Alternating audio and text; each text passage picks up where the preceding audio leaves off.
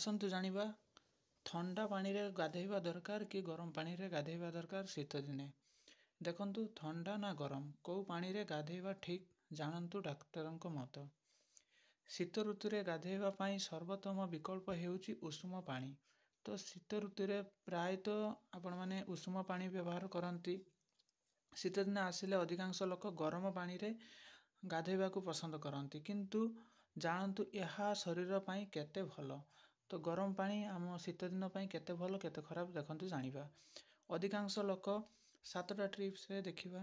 प्रथम टिप्स देखिबा अधिकांश लोक ठंडा पाग रे गाधेଇବା ପାଇଁ गरम पानी व्यवहार करुथुवा बेले किछि लोक ठंडा पानी रे गाधेଇବା को पसंद करंती।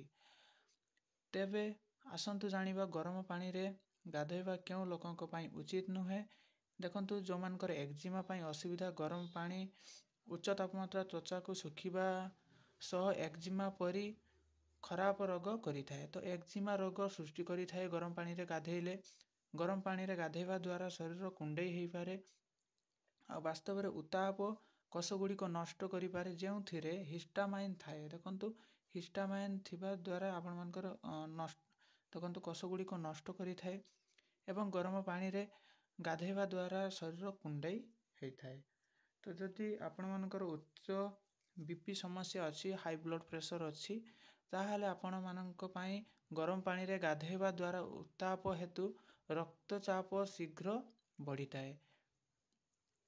तो एही परी हृदघात एवं उच्च बीपी रो पीड़ित लोक मानक पई समस्या सृष्टि हेई पारे। तो जो मानकर हार्ट रोग अछि आउ हाई बीपी अछि तो सेमाने गरम पानी रे गाधेଇବା उचित नुहे। तेबे जदि आपणकर एही रोग अछि ताहाले सावधान गरम पानी ठारू दूरे रही रुहंतु सुस्थ रुहंतु सुरक्षित रुहंतु।